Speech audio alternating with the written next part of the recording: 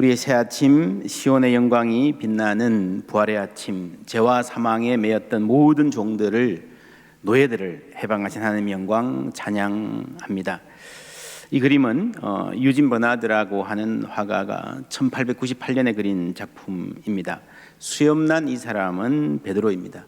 흰옷 입은 젊은 사람은 예수가 사랑하시던 그 제자, 요한복음을 쓴 사람입니다. 예수님을 십자가에 내려서 장사 지낸 후 바로 안식일이 되었습니다. 안식일 다음 날 아침 일찍 막달라 마리아가 예수님 무덤에 갔다가 돌이 무덤에서 옮겨진 것을 보고 달려와서 제자들에게 말합니다. 그 소식을 듣고 이 두 사람이 달려가는 모습 그림으로 그렸습니다. 어떤 느낌이세요? 가슴이 두근거리기도 하고 손을 모을 정도로 간절하기도 하고 두렵기도 하고 설레기도 하는 그런 마음을 잘 담은 것 같습니다. 달려갔는데 누가 먼저 도착했을까요? 4절에 보면요, 둘이 같이 다름질하더니 그 다른 제자가 베드로보다 더 빨리 달려가서 먼저 무덤에 이르러. 젊어서 더 빨리 갔는지 본래 달리기를 잘했는지. 그런데 그 다음에 누가 먼저 무덤 안으로 들어가 보았을까요? 5절에 보면요, 구부려 세마포 놓인 것을 보았으나 들어가지는 아니하였더니 시몬 베드로는 따라와서 무덤에 들어가 보니 세마포가 놓였고. 이 젊은 제자가 양보했네요. 장유유서 그런 걸까요? 형님 먼저? 그럴 수도 있습니다. 또 하나는 나이가 많은 것뿐 아니라 제자 그룹에서 베드로의 대표성을 인정하는 것일 수 있습니다. 요한은 예수님과 아주 가까웠고 예지가 뛰어난 사람이었고, 베드로는 어떤 면에서 좀 좌충우돌하고요, 모자라는 점이 있어도 그래도 리더가 먼저 확인할 수 있도록 배려하려는 마음인 것 같습니다. 이게 두 사람의 기질의 차이일 수도 있습니다. 베드로는 행동의 사람입니다.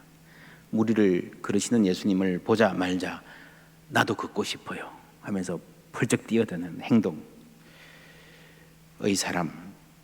반면에 이 젊은 제자는 생각의 사람입니다. 요한복음을 쓴 것을 보면요, 깊이 사유하고 묵상해서 그 생각을 내어놓는 사람입니다. 이 정도 사건이면 빨리 들어가서 현장을 확인해 봐야지 하는 사람이 있고, 이 정도 일이면 멈추어 서서 깊이 생각해 보아야지 하는 사람이 있습니다. 행동의 사람, 생각의 사람, 여러분 어느 쪽입니까? 하나님께는 양쪽 다 필요합니다. 중요한 것은요, 다르지만 서로 존중한다는 점입니다. 먼저 도착한 젊은 제자가 베드로를 존중을 했고 그 사이에 숨을 고르면서 한 번 더 생각해 보는 장면은 인상적입니다. 또 이 장면은 요한복음 전체의 주제, 너는 본고로 믿느냐 보지 않고도 믿는 자는 복되도다 라고 하신 도마에게 하신 말씀과 공명합니다. 증거를 일일이 따져보아야 믿겠다라는 태도를 넘어서기를 성경은 권합니다. 객관적인 팩트는 중요하지만 거기에 머물면 안 된다는 거죠. 우리가 신앙을 한다고요, 과학을 무시하면 안 되지만 과학주의, 모든 것을 실험하고 손으로 만져보아야 숫자로 나타내는 계산에 들어가야만 믿는다, 사실이라 생각하는 사고는 진리로부터 사람을 멀게 합니다. 부활에 대해서 말할 때도 마찬가지입니다. 부활이라는 사실, 요즘 말로 팩트, 요즘 영어를 많이 써가지고요, 팩트 체크 이러잖아요, 그죠? 사실 확인하면 되는데 팩트 체크, 그 팩트, 그리고 부활이라는 사실, 부활의 의미, 이게 둘 다가 중요합니다. 부활이라는 역사적 사실에 대해서 작년 부활절에 제가 교회 부임해서 처음 만난 부활절이었기 때문에 더욱 많이 말씀드렸습니다. 예수는 역사다라는 영화 여러분 기억하십니까? 리 스트로벨, 미국 최고의 기자, 시카고 트리뷴, 미국 4대 일간지 중에 하나인데 기자였습니다. 기자는 여러분 정확성이 중요합니다. 기자는요, 의심하는 능력, 냉철하게 분석하는 능력이 필요합니다. 최고의 기자, 특별히 법정 기자였거든요. 이분은 판사가 놓친 것까지 정확하게 찝어서 범인을 밝혀내는 정도의 아주 대단한 사람인데, 부활을 주장하는 사람들의 말을 꼼꼼하게 따져보고 세계를 다니면서 질문하고 아주 공격적으로 파고들고요, 그 모든 자료들을 철저하게 분석해 본 결과 예수가 부활했다는 주장을 반박하기는 대단히 힘들다 라는 결론을 내어 놓았습니다. 책으로도 썼고 영화로도 만들어진 거 작년에 많은 분들 보셨을 것입니다. 그리고 무엇보다 그 과정에서 하나님께서 그를 만나 주셨고 깨어져가는 그 과정을 회복시켜 주신 살아계신 하나님의 그 역사의 간정도 함께 담겨져 있습니다. 오늘 말씀은 베드로가 들어갔을 때를, 무덤에 들어갔을 때를 이렇게 묘사합니다. 20장 7절에 보시면요, 또 머리를 쌌던 수건은 세마포와 함께 놓이지 않고 딴 곳에 쌌던 대로 놓여 있더라. 여기 번역이 약간 아쉽습니다. 그때야 무덤에 먼저 갔던 그 다른 제자도 들어가 보고 믿더라. 딴 곳에 쌌던 대로 놓여 있더라. 이게 무슨 말이에요? 쌌던 대로 놓여 있더라. 이거는요, 예수님이 나사로를 살리실 때는요, 무덤 문을 열으라 그랬습니다. 사람들이 열었습니다. 나사로야 나오라 할 때 나왔는데 어떻게 나왔습니까? 장례 때 막 꽁꽁 쌌던 그 배를 그대로 두르고 의기적 나왔습니다. 예수님이 풀어놓아 다니게 하라 해서 풀어주어 가지고 그래서 다니게 된 겁니다. 그런데 쌌던 대로 놓여 있더라라는 말은 무슨 말인가 하면요, 예수님의 몸이 그대로 빠져나온 거예요. 예수님이 이 제자들이 있는데 벽을 뚫고 그냥 오셨잖아요, 그죠? 그런 똑같은 개념으로 그대로 빠져나왔던 그 신비한 모습. 여러분, 제가 아이들 설교하면서 그런 말 했습니다. 오늘 같은 본문으로 설교했는데, 여러분 잠옷 벗어놓을 때 어떻게 벗어놓죠? 여기 픽, 저기 픽 하면 벗어놓은 흔적이 있잖아요. 이렇게 벗었구나. 그런데 이게 꽁꽁 싸맸던 그대로 있고 몸만 빠져나온 그 장면을 요한이 아주 세밀하고 정확하게 기록하고 있습니다. 이어서 이 남자들은 무대에서 사라지고 예수님의 빈 무덤 앞에 막달라 마리아 혼자 서 있는 장면이 다시 나옵니다. 예수님이 그 자리에 나타나셨습니다. 이 말을 하고 뒤로 돌이켜 예수께서 서 계신 것을 보았으나 예수이신 줄은 알지 못하더라. 예수께서 이르시되 여자여 어찌하여 울며 누구를 찾느냐 하시니 마리아는 그가 동산지기인 줄 알고 이르되 주여 당신이 옮겼거든 어디 두었는지 내게 이르소서. 그리하면 내가 가져가리이다. 여러분, 예수님이 눈앞에 있는데 누군지 알아보지 못해요. 그럴 수 있을까? 너무 의외해서, 아무리 의외라도 그렇지, 그죠? 제가 이런 경험이 있습니다. 제가 시카고에서 목회할 때요, 우리 집사님 한 분이 뇌 수술을 받다가 뭐가 잘못돼가지고 의식불명에 빠진 적이 있습니다. 계속 항생제를 투여하며 한 일주일 이렇게 버티는데 도저히 안 되겠다 그래서 그냥 큰맘 먹고 포기할 생각을 하고요, 부인 집사님하고 의사하고 그렇게 이야기했답니다. 일단 항생제 투여를 멈추어 보자. 아주 모험이었죠. 교회에서도 간절히 기도했습니다. 근데 그 이틀 후에 이 집사님이 일어나신 겁니다. 그러니까 깜짝 놀라서 저도 그날 오후에 병원에 갔는데, 이 부인 집사님이 우체국에 일하시던 분이었는데요, 일을 하고 밤새 일을 하고 아침에인가 이렇게 직장에서 퇴근해서 남편이 있는 병원에 갔는데 병원 로비에 들어서는데 저쪽에서 어떤 사람이 오더라는 거예요. 어디서 많이 본 사람인데 하고 가는데 알고 보니 자기 남편인 거예요. 여러분, 자기 남편이라도요, 이 사람이 침대에 누워서 꼼짝 못하고 의식도 왔다 갔다 하는 거의 식물인과 가까운 상태였는데 직장 갔다 온 사이에 일어났다는 소식도 못 듣고 이 남편이 목발을 짚고 이렇게 걸어오니까요, 이 부인이 하는 말이요, 어디서 많이 본 사람인데 그러더라는 거예요. 제가 그 말을 듣고 이 성경 구절이 생각이 났습니다. 이 구절을 볼 때마다 그 가정이 떠오릅니다. 지금 이 잘 삽니다. 회복하셔가지고요. 이 부인이 마사지를 배워가지고 그때 병원에 누워 있을 때에 기도하면서 계속 남편을 마사지하면서 얼마나 정성스럽게 간호하고 온 교회가 기도했는지 모릅니다. 여러분, 이 예수님이 이제 하신 말씀이 어찌하여 울며 누구를 찾느냐? 어찌하여? 이 시편에 보면 어찌하여라는 말이 참 많이 나옵니다. 대부분 고통 가운데에 하나님께 부르짖는 말이죠. 어찌하여? 예수님도 십자가에서 뭐라 그러셨어요? 나의 하나님, 나의 하나님, 어찌하여 나를 버리시나이까? 캄캄한 어두움 가운데서 이 절망 속에 있는 모든 인간들의 부르짖음을 예수님이 대변하신 겁니다. 인간으로 오신 예수님이 인간의 편에 서서 모든 인간을 대변해서 십자가에 달려서 하늘을 향해서 질문하신 겁니다. 어찌하여? 그날 하나님 아버지는 예수님의 질문에 대답하지 않으셨습니다. 거절을 당한 기도. 하나님 거기 계시면, 하나님 살아계시면 제발 우리의 울부짖음에 응답해 주세요. 그 절망적인 상태에서 드리는 수많은 인간들의 피맺힌 기도에 예수님이 동참하셨고요. 예수님 역시 기도했으나 응답받지 못하는 그 고통을 경험하셨습니다. 하나님은 그날 그 부르짖음에 응답하지 않으셨습니다. 그 하나님이 마침내 대답하셨는데 그 응답이 그리스도의 부활입니다. 이 부활은 인간의 모든 탄식과 절망에 대한 하나님의 응답인 줄 믿습니다. 그래서 여러분, 그리스도의 부활은요, 예수님 혼자만의 부활이 아닙니다. 그리스도께서 앞장서서 죄와 사망의 권세와 싸우셨고 이 싸움에서 이기신 거예요. 여러분, 다윗과 골리앗이 싸웠잖아요. 다윗이 골리앗을 이겼잖아요. 누가 이겼습니까? 다윗만 이겼습니까? 이스라엘이 이긴 거예요. 할렐루야. 그렇죠? 여러분, 우리도 그러지 않습니까?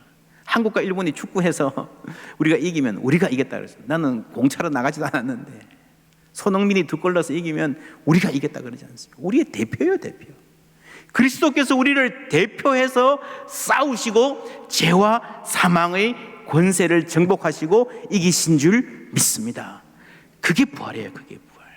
그래서 우리는 도저히 이 골리앗을 맞서 싸울 용기도 없고 힘도 없지만, 죽음과 죄와 사망의 권세와 싸울 수 없는 약한 사람들이지만 예수님 때문에 우리도 승리한 줄 믿습니다. 요한복음 20장 1절은요, 이 부활의 보도를 이렇게 시작합니다. 안식 후 첫날 일찍이, 아직 어두울 때에. 안식 후 첫날, 이 말은 요한복음에서 굉장히 중요한 말씀입니다. 요한복음은 처음 시작할 때부터요, 창조의 시간표에 대비하여서 저녁이 되고 아침이 되니 이는 첫째 날이니라 하는 말씀을 상기시키면서요, 첫째 날, 둘째 날 이렇게 날을 계산해 오고 있다는 것 우리가 함께 살펴본 바 있습니다. 이제 그 예수님의 스토리의 절정에서요, 부활의 아침을 안식 후 첫날이라고 합니다. 하나님께서 세상을 창조하시고 그 안식일까지가 하나의 사이클인 거예요. 한 바퀴를 도는 거예요. 그 다음부터 새로운 단위가 시작되는 게 안식 후 첫날입니다.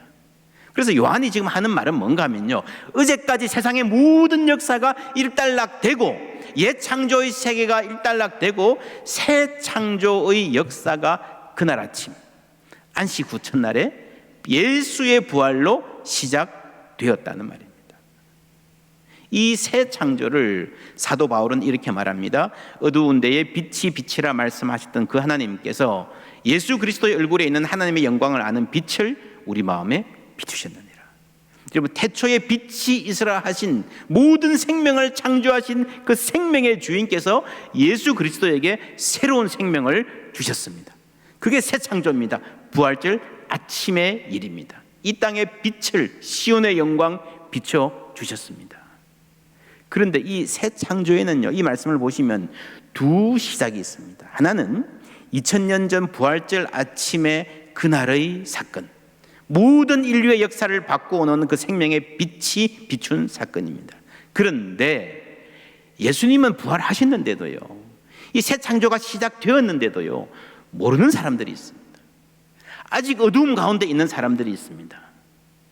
왜 그런가? 고린도후서 4장 4절에 보면 그 중에 이 세상 신이 믿지 아니하는 자들의 마음을 혼미하게 하여 그리스도 영광의 복음의 광채가 비치지 못하게 함이니 그리스도는 하나님의 형상이니라. 그들의 마음이 아직 어두운 가운데 있다는 거예요. 여러분, 이 말을 이렇게 자세히 정확하게 하는 것은요, 이 사도 바울 스스로가 그런 상태였기 때문에 그렇습니다. 어두움 가운데 있을 때 그는 확신을 갖고 그리스도를 대적했습니다. 그러다가 다메섹으로 가는 길에 부활하신 그리스도를 만났죠. 대낮인데 그 무엇으로도 설명할 수 없는 강렬한 빛을 만났습니다. 그 경험을, 그때 이 빛의 사건, 이것을 그리스도의 얼굴에 있는 하나님의 영광을 아는 빛을 우리 마음에 비추셨느니라 라고 말하는 겁니다. 그러면서 복음의 사람이 되었습니다. 새 창조 안에 살아가는 사람이 된 것입니다. 여러분, 새 창조는 일어났습니다. 그리스도는 부활했습니다. 그러나 아직 어두움 가운데 있는 사람들이 있습니다. 이 시차가 있다는 거예요. 새 창조, 하나는 그리스도를 부활시키는 게 새 창조고요, 못지않게 중요한 것은 우리 한 사람 한 사람의 마음에 그 빛을 비추어 주시는 그 믿음의 사건 또한 새 창조의 사건입니다. 이 두 가지가 시차가 있고요, 한 사람이 옛 창조에서 새 창조로 들어오는 것입니다. 어두움에서 빛으로 옮겨가는 것입니다. 사도 바울에게도 몇십 년의 시차가 있었고 우리는 2000년의 시차가 있고요. 이 두 시차가 가장 가까운 사람, 부활의 첫 증인 누군가 하면 여인들이죠. 오늘 예수님이 마리아에게 묻습니다. 어찌하여 우느냐? 누구를 찾느냐? 여러분, 예수님을 앞에 두고도 못 알아봤습니다. 영적인 어두움입니다. 여러분, 이 질문은요, 빛에서 어두움에 있는 사람에게 던지는 질문입니다. 예수님이 십자가에 달려 돌아가실 때 하셨던 어찌하여는 어두움 가운데 있는 인간들이 하나님을 향해서 던지는 질문이라 그러면, 이 어찌하여 우느냐의 어찌하여는요, 빛에 계신 하나님이 어두움 가운데 있는 우리에게 던지는 질문입니다. 어찌하여 우느냐? 여러분, 그리스도의 부활로 새 생명이 시작되었기 때문에 이제는 더 이상 울 필요가 없다는 말입니다. 여기서 마리아는 부활하신 그리스도를 만나고 새 창조의 세계 안으로 들어왔습니다. 거기서 삶이 바뀌는 거예요. 여러분, 오늘 읽은 이 말씀 두 가지로 압축하면요, 남자들은 달려가고 여자는 웁니다. 달려간다, 운다. 달려가다, 울다. 어쩌면 이 두 동사는 인간의 모든 삶을 압축적으로 보여주는 두 단어일 수 있습니다. 우리는 달려갑니다. 열심히 노력하고 추구합니다. 공부해서 좋은 성적 받고 좋은 학교 가기 위해서, 취직하기 위해서, 결혼하기 위해서, 직장에서 실적 올리고 인정받기 위해서, 사업을 해서 살아남기 위해서 열심히 달립니다. 달리고 달리고 또 달리는 게 인생입니다. 끝은 어디입니까? 어디서 끝납니까? 성공, 합격, 대박. 그런데 그게 지나가잖아요. 그 모든 것이 다 지나가고 나면 그 달리는 끝은 어디입니까? 무덤이에요, 무덤. 그 달림은, 그 추구는 무덤 앞에서 멈출 수밖에 없는 것입니다. 그리고 거기에는 울음이 있습니다. 슬픔이 있습니다. 여러분, 죽음이 인간의 마지막이라면요, 모든 인간의 삶은 그 괄호 안에서 아무리 화려하고 성공했어도 무덤 앞에서 끝나고 울음으로 이어질 수밖에 없는 거예요. 달리다, 울다, 끝. 여러분, 사람이 열심히 사는 건 멋있지만요, 어쩌면 열심히 살수록 그만큼 허무할 수 있습니다. 우리 어머니 고생만 하시다 돌아가셨다. 무슨 말입니까? 열심히 사셨다는 거죠. 좋은 날 보고 유복하게 살면 덜 슬플까요? 여러분, 살만한데 죽으면요 더 슬퍼요. 이래도 울음 저래도 울음입니다. 여러분, 죽음이 마지막이라면요, 무덤이 인간의 마지막 자리라면요, 달리다 울다, 이 두 단어를 누구도 벗어날 수 없습니다. 그러나 죽음이 마지막이 아니라면 다른 가능성이 있습니다. 데살로니가전서 4장 13절, 형제들아 자는 자들에 관하여는 너희가 알지 못함을 우리가 원하지 아니하노니 이는 소망 없는 다른 이와 같이 슬퍼하지 않게 하려 함이라. 할렐루야. 여러분, 소망 없는 다른 이와 같이, 죽음이 마지막이고 무덤에서 멈출 수밖에 없는 다른 이들과 같이 우리는 슬퍼하지 않을 수 있다는 겁니다. 그러면 어떻게 사는가? 로마서 14장 17절, 하나님의 나라는 먹는 것과 마시는 것이 아니요 오직 성령 안에 있는 의와 평강과 희락이니라. 뭐라고요? 의와 평강과 희락이니라. 정의, 샬롬, 평화, 그리고 기쁨입니다. 의와 평화와 기쁨, 이게 영생을 소유한 삶의 특징입니다. 의는 하나님과의 바른 관계죠. 그 위에 우리한테 샬롬이 있습니다. 그래서 여러분, 하나님의 의롭다 하신 분들은요, 샬롬을 누리고 샬롬을 만들고 살 수 있습니다. 그게 다가 아니에요. 의와 평강과, 세 번째 뭡니까? 희락, 기쁨. 여러분, 예수 그리스도의 부활을 경축하는 공동체에는요 늘 기쁨이 넘쳤습니다. 그리고 그 기쁨 가운데에 정의와 평화의 삶을 살 수 있었던 것입니다. 갈라디아서 3장 28절, 유대인이나 헬라인이나 종이나 자유인이나 남자나 여자나 다 그리스도 예수 안에서 하나이니라. 여러분, 세상에요 존귀한 사람이 있고 비천하게 여김받는 사람이 있습니다. 노예도 있습니다. 여러분, 이게 하나님의 뜻일까요? 하나님이 인간을 창조하실 때 누구는 종으로, 누구는 귀족으로, 누구는 왕으로 창조했을까요? 아니죠. 모든 사람을 똑같이 하나님의 형상으로 창조했습니다. 그래서 여러분, 인간 세계에 불평등이 온 것은 죄의 결과입니다. 남자와 여자는 어떨까요? 하나님께서 창세기에 보시면요, 남자와 여자를 하나님의 형상으로 창조하셨다 그랬습니다. 똑같이 하나님의 형상인 거예요. 근데 살다 보니 인간이 서로 구분하고 차별하고 억압하고 하는 삶이 되어버리고 말았습니다. 옛 창조의 타락, 고통입니다. 그러나 그리스도 안에서는 자유인도 종도 구분이 없고 남자와 여자도 차별이 없다 하는 이것이 새 창조의 현실을 살아간다는 거예요. 그래서 여러분, 그리스도 예수 안에서, 이 갈라디아서 3장 28절에 그리스도 예수 안에서 종이나 노예나 주인이 아무 차이가 없다 하는 이 말은요, 풀어서 말하면 그리스도 예수를 통해 시작된 새 창조 안에서라는 말입니다. 그리스도 예수를 통해서, 그 부활을 통해서 새 창조가 시작되었기 때문에 그 새 창조의 삶 안에서는 아무런 차별도 없다는 거예요. 샬롬을 향해서 가는 거예요. 여러분, 예수님은 부활의 첫 증인으로 여인들을 선택하셨습니다. 여러분 잘 아시죠? 예수님 당시에 여인들은 법적 증인으로 자격이 없었습니다. 여자들을 재판을 하는데 저기서 10명, 100명이 이렇다 증언해도요, 남자 한 명이 아닙니다 하면 재판장은 어디로 가요? 남자한테로 가요. 근데 하나님은 부활의 첫 증인으로 여인들을 선택하셨습니다. 왜일까요? 그리스도 예수 안에서, 새 창조 안에서 남자도 여자도 차별이 없다는 그 원리를 하나님이 부활의 맨 첫 순간부터 보여주신 거예요.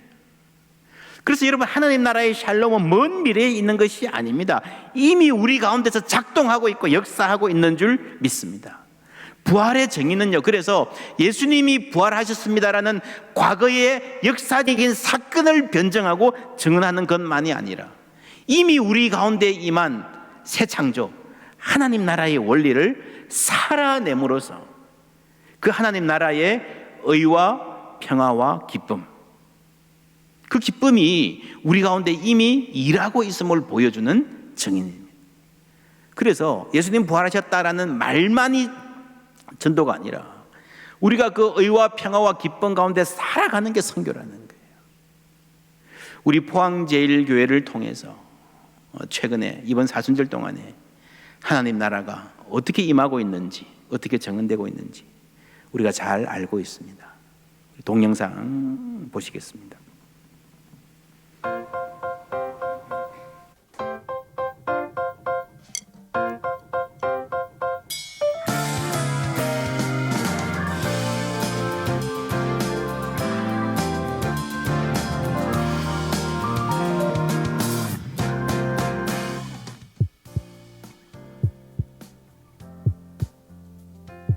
심장은 인체에서 아주 중요한 기관입니다. 사람이 잠들어도 심장은 계속해서 뛰듯이 코로나19 사태로 교회가 모이지 못하는 동안에도 교회의 심장, 선교의 심장, 이웃사랑의 심장은 계속해서 뛰었습니다. 코로나19 사태 초기에 우리 교회는 이런 플랜카드를 내걸었습니다. 불안과 두려움도 전염되지만 사랑과 희망도 전파됨을 믿습니다.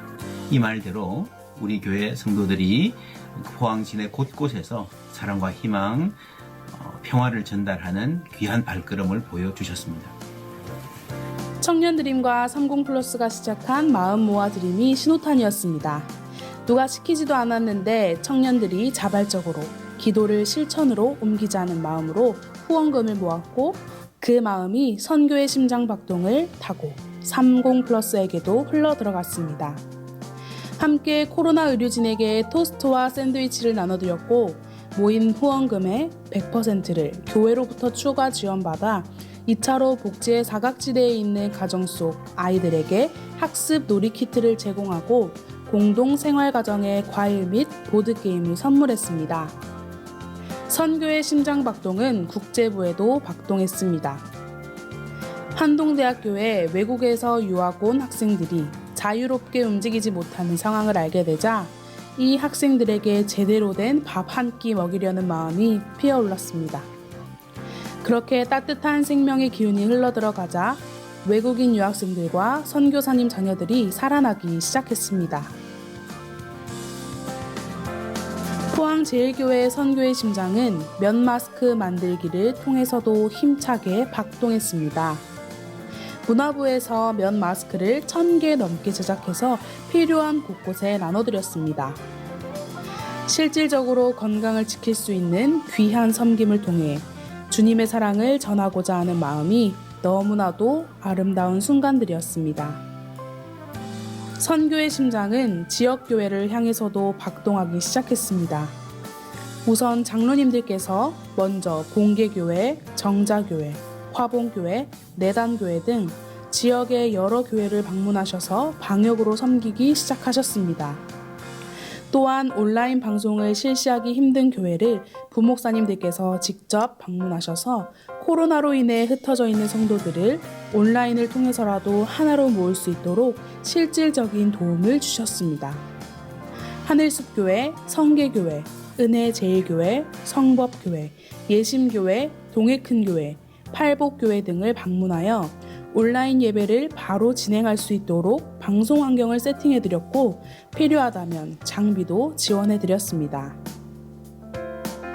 또한 코로나 바이러스와의 전쟁 최전방에서 애쓰고 계시는 의료진들이 가장 먼저 보호받고 지원받을 수 있도록 포항시의 방호복 구입과 선별진료소 의료진을 위한 성금 2천만 원을 기부하기도 했습니다. 사도 바울은 빌립보서를 쓰면서 내가 예수 그리스도의 심장으로 여러분을 사모합니다 라고 했습니다. 우리의 심장이 이렇게 힘차게 뛸 수 있는 것은 예수 그리스도의 사랑이 우리에게 주어졌기 때문인 줄 믿습니다. 오늘 부활절에 임하신 예수 그리스도의 충만한 생명력, 그것 때문에 뛰는 힘찬 심장의 박동, 그것으로 우리가 세상을 축복하고 세상에 그리스도의 사랑을 증거하는 삶으로 살아가기를 바랍니다. 감사합니다.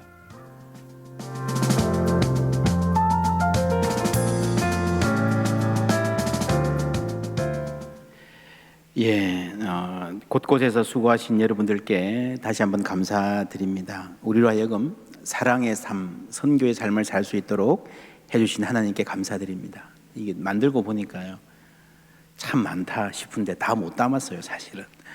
못 담은 이야기도 있고 또 계속되고 있습니다. 우리 교회를 통해서는 아니지만 우리 성도님들께서 또 생활의 현장에서 특별히 선별 진료소 또 보건소 이런 곳곳에서 많은 헌신들을 하시고 잘 섬기셨는데 감사드립니다.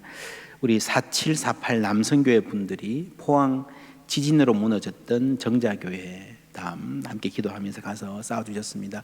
담이 무너졌었는데 이때까지 그대로 있었는데요, 가셔서 이렇게 깔끔하게 잘 쌓아주셨습니다. 그리고 이제 오늘부터 시작됩니다. 노트북 모으기 하은회가 시작했습니다. 자, 이제 곧 온라인 수업을 해야 되는데 컴퓨터 없는 가정은 아이들 위해서 참 힘들 것 같아 해서 그런 아이들 위해서 여러분 집에 안 쓰는 노트북이 있으면 모으면 좋겠다. 여러분 혹시 집에서 잠자는 노트북이 있으면 집에 가서 명령하십시오. 잠자는 노트북이여 일어나라. 예수님 부활하셨다. 그 말을 듣고도 안 일어나면 교회 들고 오시면 교회 자원봉사자들이 이렇게 잘 움직일 수 있도록 여러분 이렇게 해서 필요한 가정에 전달하도록 하겠습니다. 노트북 정비 자원봉사로 일하실 분들도 뭐 하드웨어적으로 막 뜯어 고치고 이런 건 아니고요. 그냥 OS 새로 깔고 하는 정도, 필요한 소프트웨어 정도만 깔아주면 되니까 그래 큰 어려운 일이 아닐 것 같습니다. 자원봉사 하실 수 있는 분들 말씀해 주시면 감사하겠습니다. 또 있습니다. 지난 주일에 청소년부 또 어린이부 한 남매가 제 방에 왔습니다. 코로나19 때문에 어려운 분들 많이 있는데 돕고 싶습니다 해서요 1,000만 원을 가져왔어요. 이게 얘들 평생 저축이랍니다. 어릴 때부터 어른들이 준 돈, 세뱃돈, 심부름하고 번 돈 차곡차곡 모아서 가지고 있다가 이 기백만 원 되는 걸 가정에서 이웃들 위해 쓰고 싶다. 그러니까 엄마 아빠가 너무 기특해가지고요. 또 이렇게 돈을 내서 1,000만 원을 해서 가져왔습니다. 제가 이 소식을 듣고 이게 평생의 저축. 그죠? 옥합이 평생의 저축이잖아요. 이 아이들한테는 평생의 저축입니다. 평생의 저축을 깨뜨린 여인의 옥합 이 생각이 났습니다. 이 헌신의 향기가 지금 우리 교회에 아주 번져가고 있습니다. 이 향기 가운데에 또 우리 목사님들이 헌금하셔서 지금 1,800만 원이 모였습니다. 지금부터 시작입니다. 그래서 이 헌금의 이름을 올리브, 올리브라고 정했습니다. 여러분 올리브 나무가 감람나무잖아요. 예수님이 겟세마네 동산에서 기도하시던 그 자리, 감람원이죠. 올리브 가든입니다. 올리브 나무가 심겨져 있는 올리브 가든. 이거는 반 고흐의 올리브 가든이라는 작품입니다. 이런 올리브 가든에서 감람나무 붙잡고 예수님이 겟세마네에서 마지막 기도를 하셨던 것 같습니다. 올리브 가든에서 우리 모두를 살리기 위해 올리브 기도하신 예수님을 생각하면서 함께 헌신하는 흐름입니다. 여러분, 일단 뭐 어려운 분들 돕기로 했는데 지금 가장 절실하게 필요한 곳이 어려운 교회들인 것 같습니다. 뭐 다른 사업체나 가정들 다 어렵지만 특별히 이제 작은 교회들이 예배로 못 모이고 하니까요 마음도 많이 흩어지고 도시 지역에서 월세를 내야 되는데 감당하지 못하는 교회들이 참 근심이 많은데 그런 교회들에 전달하면 좋겠다 하고 마음을 모았습니다. 또 추위를 봐가면서 코로나19로 어려움 당하는 분들 돌보는 일에 꼭 기묘하게 신중하게 현금 쓰려 합니다. 우리 교회가 뭐 2,000만 원 전달하고 포항제 전달하고 많은 일을 했지만 따로 대대적인 헌금을 하지 않았습니다. 역시 전 교회적인 헌금을 할 결정은 하지 않았지만 여러분 원하시는 분 계시면 올리브 헌금 기억하시고 해주셔도 좋겠습니다.